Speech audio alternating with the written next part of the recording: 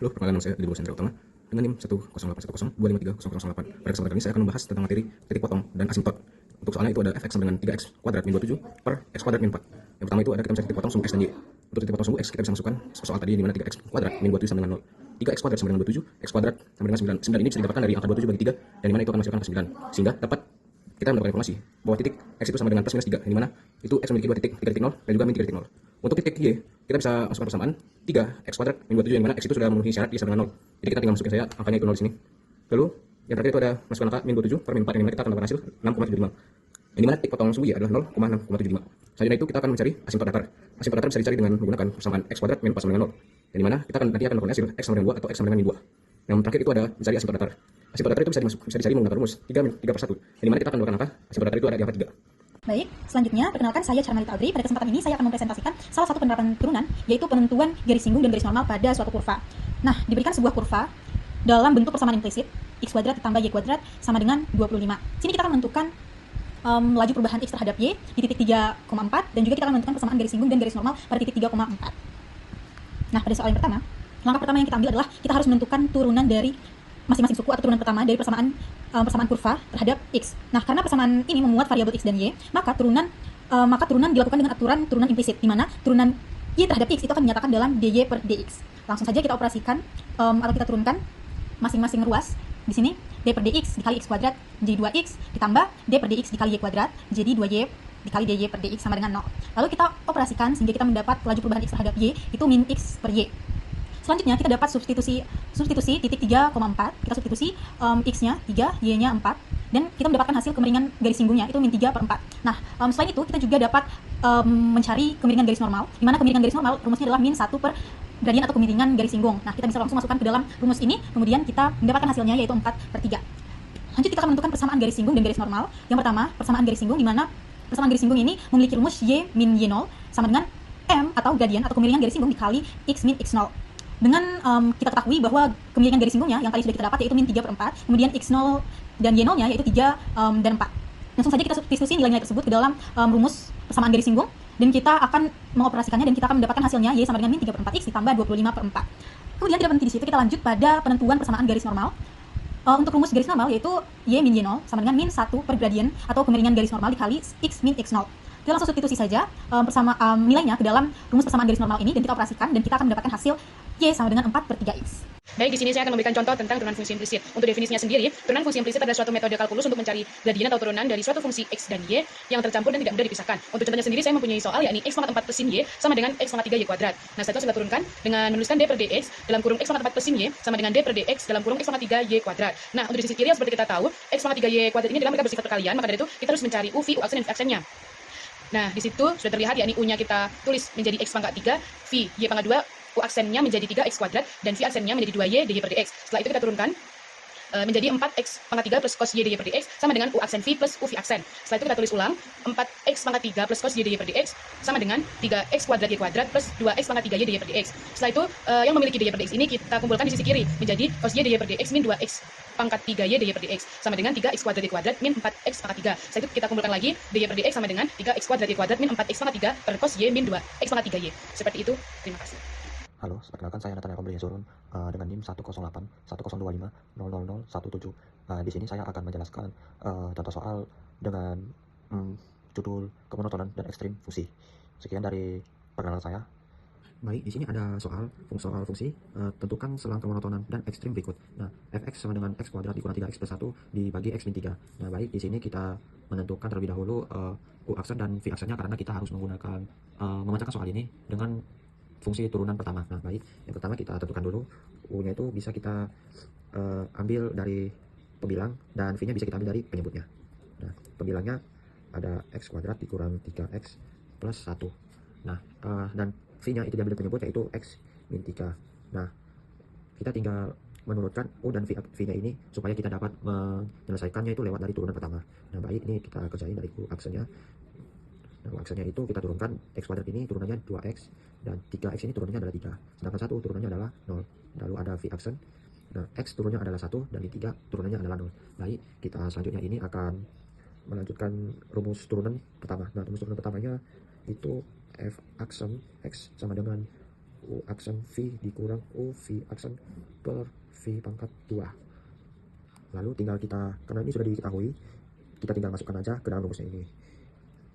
V aksen X sama dengan 2X min 3 dikali X min 3 dikurang X kuadrat min 3X plus 1 dikali 1 baru dibagi V kuadrat.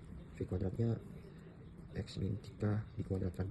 Nah ini tinggal kita kerjakan saja, kita hitung aja hasilnya itu 2X kuadrat min 6X min 3X plus 9 lalu min X kuadrat harusnya min 3X ya, oh plus karena ini min, jadi ini plus 3X ditambah 1 no maaf min ya, min 1 bagi X min 3 pangkat 2. Ini kita lanjut kerjakan saja lagi. F aksen X sama dengan 2X kuadrat dikurang X kuadrat, ini punya 6X kita sesuaikan, lalu ada apa ya, min 3X plus 3X ditambah 9 dikurang 1 per X dikurang 3 kuadrat. Ini tinggal dikerjakan lagi. F aksen X itu sama dengan, ya ini dikurang X kuadrat tadinya, X kuadrat di, oh ya ini habis ya, harusnya habis jadi min 6X, ini plus 8 per X min 3 kuadrat.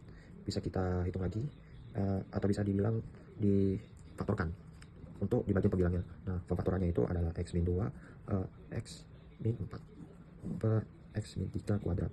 Nah ini bisa kita sama dengankan ke 0, jadi tinggal X min 2 sama dengan 0, X min 4 sama dengan 0, lalu X min 3 sama dengan 0. Nah ini X sama dengan 2, X sama dengan 4, dan X sama dengan 3. Nah kita sudah mendapatkan X, nilai X nya. Nah kita sudah mendapatkan nilai X nya. Kita kali ini dapat tulis ke dalam garis bilangan. Nah garis bilangannya itu seperti ini kira-kira.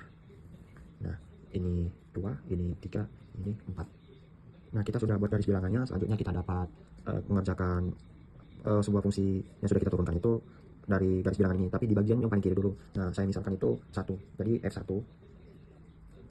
F aksen 1 itu kita bisa masukkan 1 itu ke dalam fungsi ini. Nah 1 dikurang 2 dikali 1 dikurang 4 per 1 dikurang 3 pangkat 2.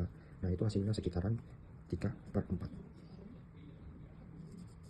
Nah, jadi hasil dari nilainya ini yaitu positif. Lanjut ada 2,5. Nah karena kita akan kerjakan di pertengahan 2 dan 3 itu, jadi saya ambil nilainya 2,5. Nah tinggal masukkan angkanya aja, 2,5 dikurang 2 dikali 2,5 dikurang 4 per 2,5 dikurang 3 angka 2. Nah ini saya sudah kalkulasikan dulu sebetulnya, jadi hasilnya itu min 3, akan mempercepat waktu. Nah karena ini kita mendapatkan hasilnya itu min, maka kita dapat tulis di garis bilangannya itu negatif. Lalu lanjut bisa kita ke yang bagian tengah 3 dan 4, yaitu 3,5. F aksen 3,5.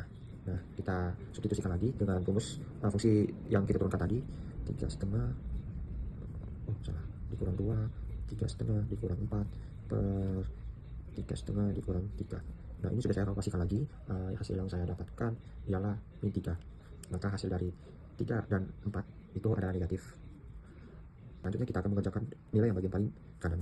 Nah nilai bagian kanan saya akan ambil angkanya adalah 5, F aksen 5, maka kita substitusikan saja, 5 dikurang 2 dikali 5 dikurang 4 per 5 dikurang 3 pangkat 2. Nah itu hasilnya 3 per 4.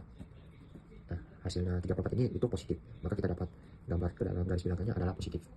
Nah kita kan sudah mendapatkan hasil dari bilangan garis kita untuk menentukan kemonotonannya. Nah jika monotonnya itu positif, maka kita dapat menyimpulkan bahwa fungsinya kemonotonannya itu akan naik.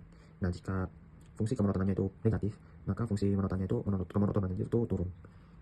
Nah kita tinggal menuju coba titik stasionernya, di mana F aksennya itu sama dengan 0 pada saat X sama dengan 2 dan X sama dengan 4. Nah contohnya X nya ini dimasukkan ke dalam fungsi turun pertama. Nah itu pasti akan menghasilkan nilainya itu 0. Jadi dengan menggunakan fungsi turun pertama, di X sama dengan 2 itu tercapai maksimum lokalnya dengan nilai F2 sama 1, dan di X sama dengan 4 itu tercapai minimum lokal dengan nilai F4 itu sama dengan 5. Sekian dari saya, terima kasih. Baik, sebelumnya perkenalkan saya Indrisnawati, saya akan menjelaskan bagian kecekungan dan titik belok. Di mana kecekungan dapat diuji menggunakan turunan kedua. Yang pertama yaitu cekung ke atas, grafiknya mengarah ke atas seperti mangkuk. Jadi F double aksen X itu lebih dari 0. Kemudian yang cekung ke bawah, grafiknya mengarah ke bawah, di mana F double aksen X itu kurang dari 0. Kemudian titik belok, titik pada grafik di mana kecekungan berubah, Yang awalnya cekung ke atas menjadi cekung ke bawah, kemudian yang cekung ke bawah menjadi cekung ke atas.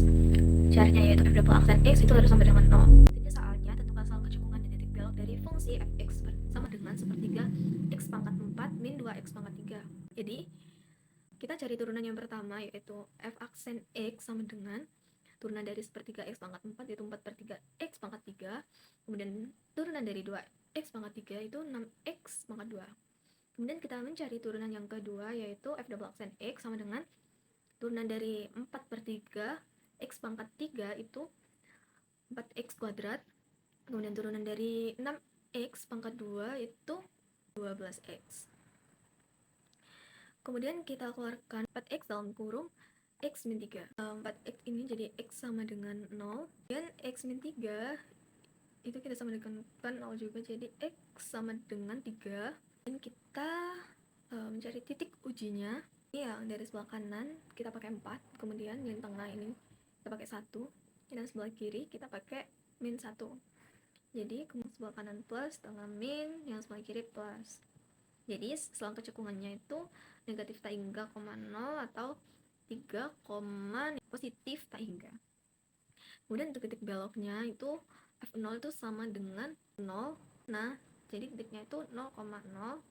Kemudian yang f3 hasilnya min 27, dimana titiknya itu 3, min 27. Jadi kesimpulannya yang cekung ke atas itu negatif tak hingga, 0 dan 3, tak hingga. Nah, ini yang cekung ke atas. Kemudian yang cekung ke bawah itu 0,3. Nih, titik beloknya tadi di titik 0,0 dan 3, min 27.